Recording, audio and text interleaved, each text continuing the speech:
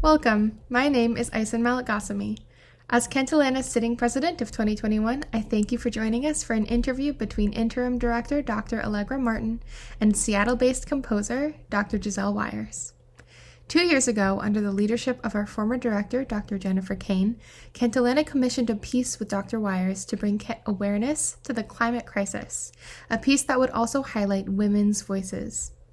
Unfortunately, our planned premiere of that piece, titled Fire in the Garden, a climate change trilogy, had to be postponed due to the emergence of the COVID-19 pandemic in the spring of 2020. Finally, we are ready to premiere Fire in the Garden in full on Sunday, December 12th, 2021 at 8 p.m. as part of a larger program that also meets the theme. A little bit about our interviewee and interviewer. Giselle Wyers is professor of choral studies and voice at the University of Washington, where she conducts the university chorale and teaches courses in choral conducting and choral music education. In addition to Wyers' active schedule as a guest conductor in the United States, Canada, and Europe, she has composed over 30 choral works, often on themes related to the environment.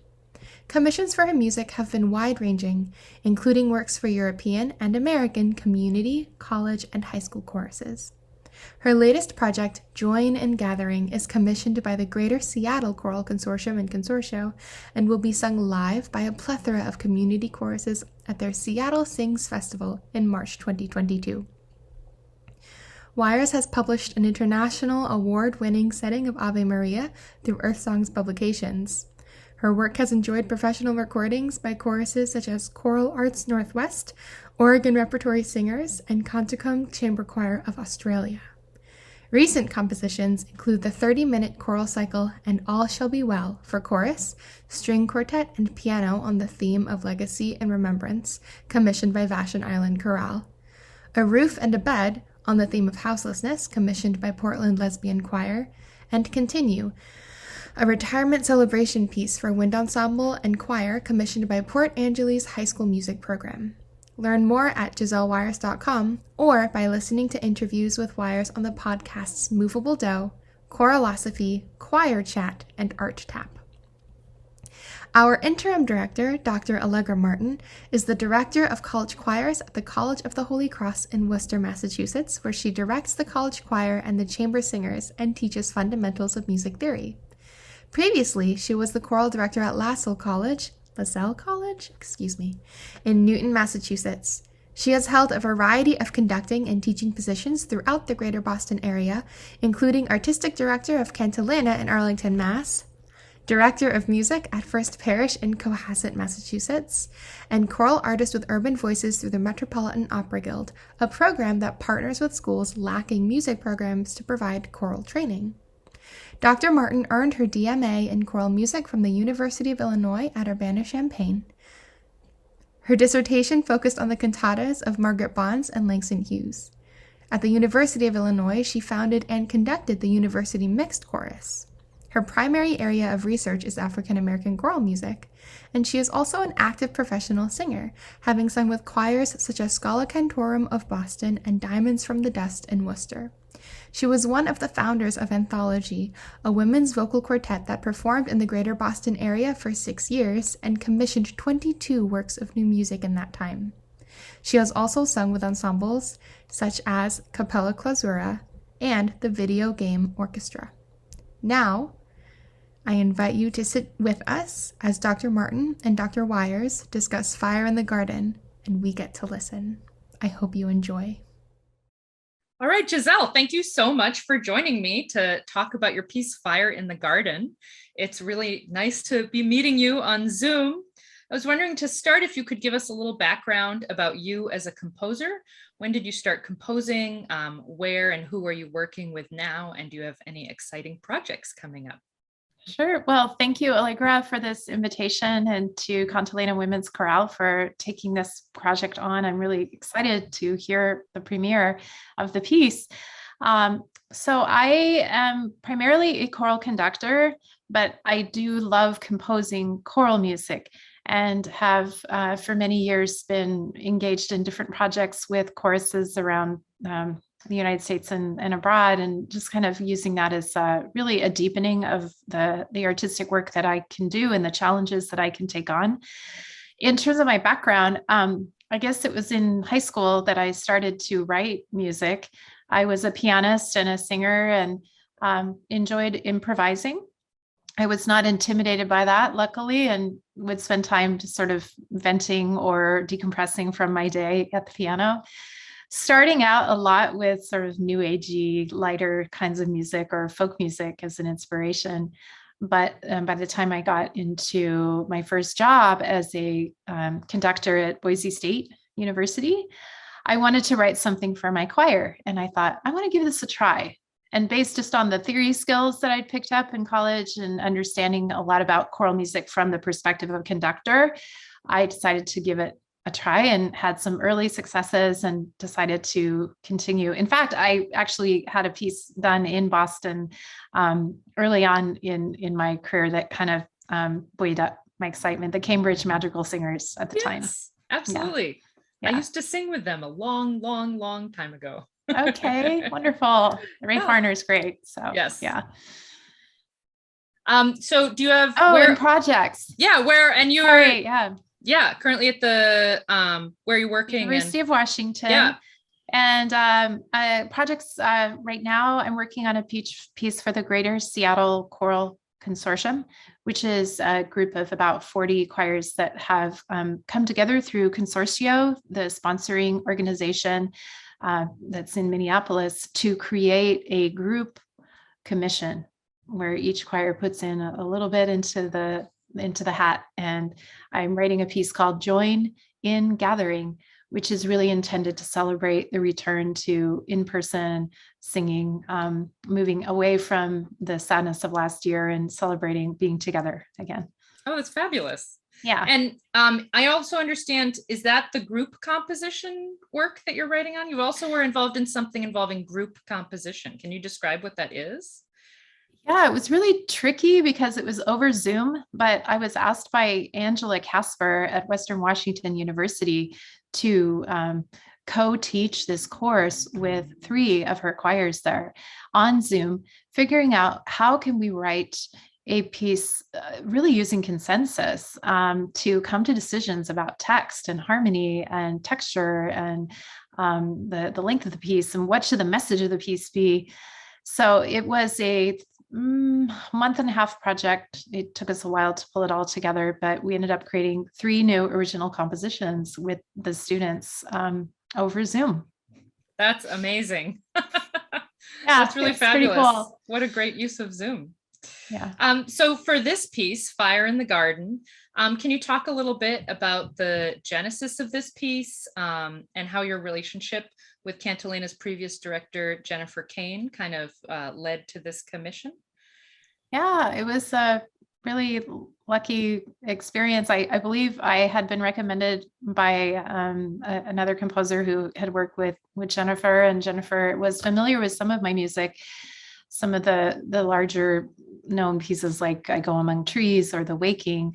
And those both happened to be from a set about the environment, 3 poems for the earth that I had created many years ago. And she was thinking about a project with Cantalena and discussing it with her board, I believe. And many people weighed in with ideas of theme and thoughts for that. But the first step was meeting her.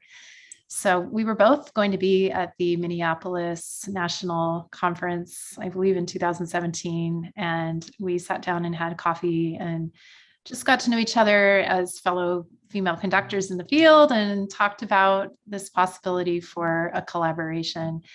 And then I think she went back and spoke to the board and the choir and began to come up with an idea for a grant application that led to a specific mission and task. And at that point, I was brought on board. And so did Cantalena ask you specifically to write an environmental piece?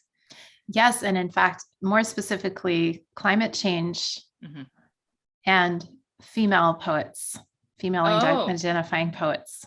And did they ask you to look at any poets and speakers in particular, or what was your process of finding and collecting those texts? So this was an arduous and very inspiring process because I was, of course, familiar with the words of Al Gore. I was familiar with Chief Seattle as a great Native American poet and leader, and his words resonating over many years now in the past. But I had never tried to specifically look into what female writers were saying, and specifically the climate crisis. So what I found was a big challenge was that many poems talk about the environment. Many poems even maybe talk about the degradation or the loss of habitat in the environment, but fewer are actually discussing climate crisis in particular. And if they are, they might be using a language that is either very scientific and technical. Let's say if we're looking at a speech that someone has given at a climate summit, and prose is always possible, right? You don't always have to use poetry. So it might be quite scientific, or it might be over the top negative to the point where if you are going to look at an issue, I think you have a responsibility as a composer to create a space for people to contemplate difficult things without feeling despair to the point of inaction. The hope here is actually that we can do something and yes, make things better. So so it took quite a long time. And I looked at many poets, but Jennifer and all of her colleagues were definitely offering me ideas. I was not alone in this process, and that made it so much better, especially because I was working in the summer. And that can be a very isolating, quiet time in the life of a conductor and a composer anyway. So, yeah. Now, the texts you ended up with here, we have Greta Tunberg, Denise Levertov, together with a Bible verse, and then Barbara Deming plus Hildegard of Bingen. So can you talk kind of about how you are structuring the piece and what you sort of think each movement sort of represents for you emotionally? Yeah, thanks for asking. I really wanted to create kind of a journey or an arc that people could enter into, discover different aspects of the climate crisis and the way it makes us feel, but ultimately come out of the 12 to 15 minutes of music with a feeling of hope. And so I decided, after so many different drafts, of course, of text, but I did decide to start with the words of Greta Tunberg, the young Swedish activist who is, to this day, going to all of the summits and protesting and speaking. I like the directness of her voice. I like the fact that she, although young, is strong. And I think even one of the titles of her book talks about that, I don't know if she says, I don't remember what it is, but something that you don't have to be a huge presence in the world in order to do big things. So we do need to feel the urgency of this issue. And Greta Tunberg brings it up from the second you start with this text. So our house is on fire. Yeah. I am here to say our house is on fire. I mean, I thought that would be a very dramatic way to start a piece, and almost like a calling out or even crying out that I choose to use even before the piano comes in. So it's just the choir crying out. By the time we get to the end of that poem, though, it's not really a poem, but I turned it into a poem. She's talking about, we must have hope, but we can only have hope through action. Then hope will come. And then this leads us into maybe a place of being more open, because I think part of what happens when we think about climate crisis is that there's a tendency to shut down and just feel so overwhelmed that we don't even know where to start. And absolutely. Yeah. So, thinking of hope, thinking of small actions we can take. The second movement is the center of the piece. And I really wanted to slow down, take the listener inward with a much more spare kind of setting from Denise Levertov, who can utter, and talking about really the poignance and the beauty of all of those living creatures that are degraded by our actions. forcing us to look at the issue, but also through a perspective of heartfelt care for the planet. And her text was so direct to me. It just went right into my soul. I just thought we must set this text.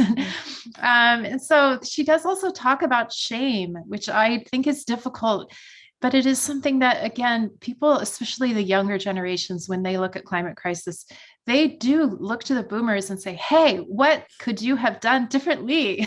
Yeah. And even if you did everything right, what is the global shame of what we are now doing? And yet, can things become better because of that confrontation? So I loved that text.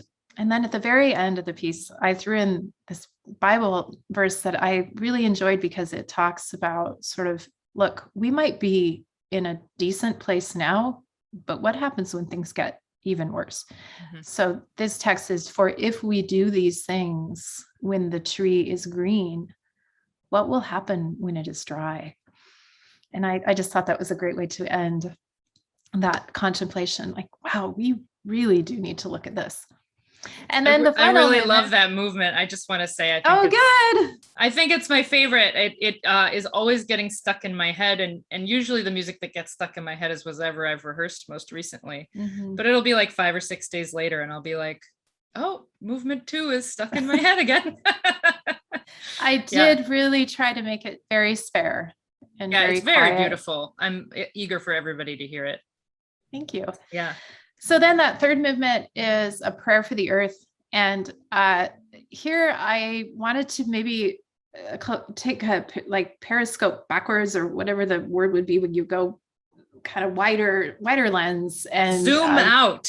Thank you. Zoom. Considering what we're on. Yeah. And also to bring maybe a female voice from the past. So using Hildegard, 12th century abbess and poet and mystic and composer, the first female composer that we have written music from, and to really let her be almost like a spiritual guide for us.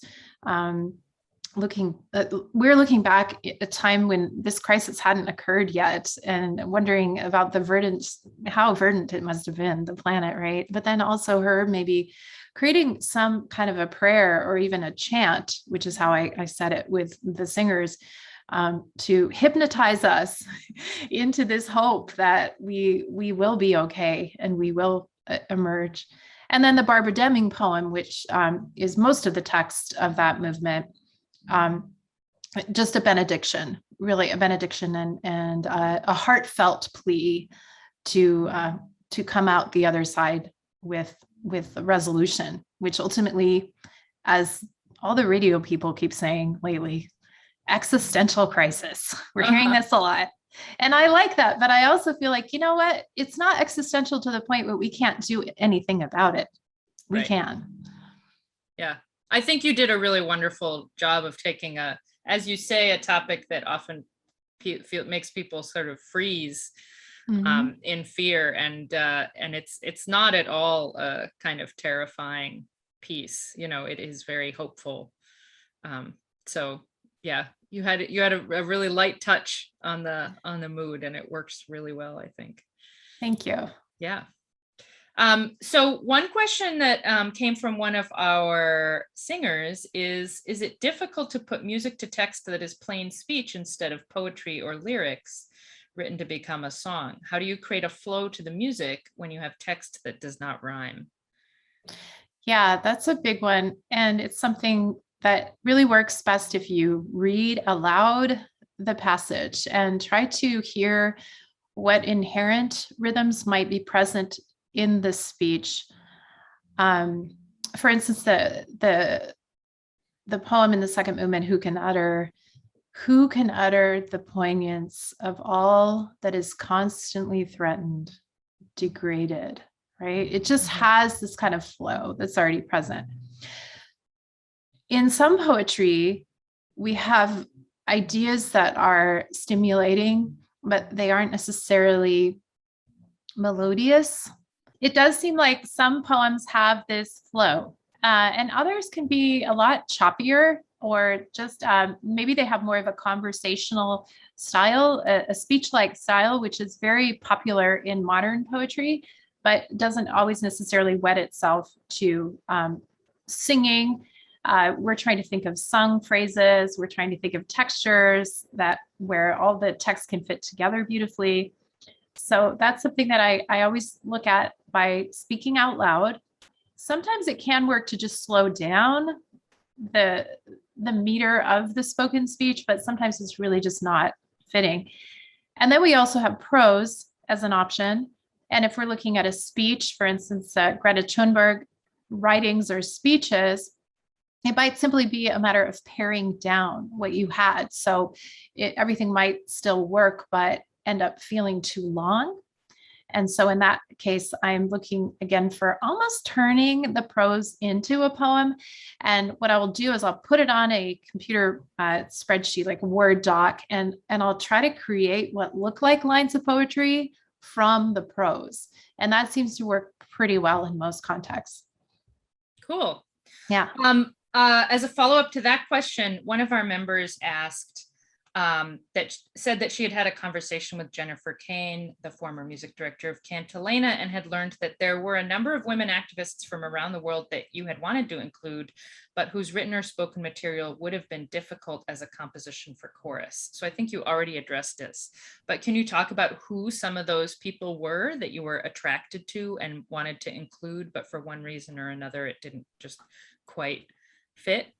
Yeah, I can give examples, but only to say that this is in no way a criticism of those poets. There are always, so many people are so busy. And so an example might be Jane Goodall. We had some close contact with her staff and her supporters. We were starting a discussion about certain texts from speeches that she had given. And they were open to ideas, but ultimately I just wasn't hearing back. So I would send, a clump of text that seemed useful and wait for even a month maybe and be sending reminders. So sometimes it's just a matter that the person is a little bit too high profile. Maybe it's harder to get access to them. Whereas Greta Tunberg also took a long time, and I had given up fairly, and then realized that I could reach her in it through a different route. And I was able to find someone, not her, but somebody who said, oh, well, I thought everybody already knew that all of her speeches, she's given permission to be used.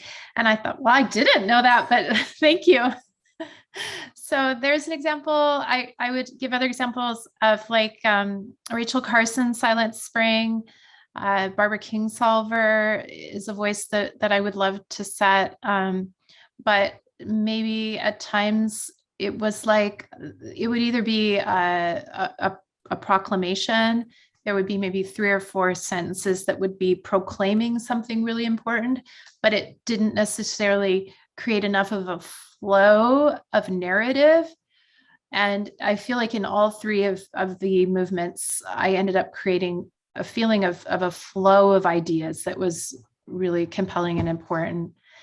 And then there are other poets who have very strong feelings about music setting. The musical settings aren't always advantageous. Some poets believe that it can dilute the impact or the message that they believe that their work stands on its own. It would be sort of like a painter if you suddenly took their painting and thought that you needed to do a whole lot of extra things to it.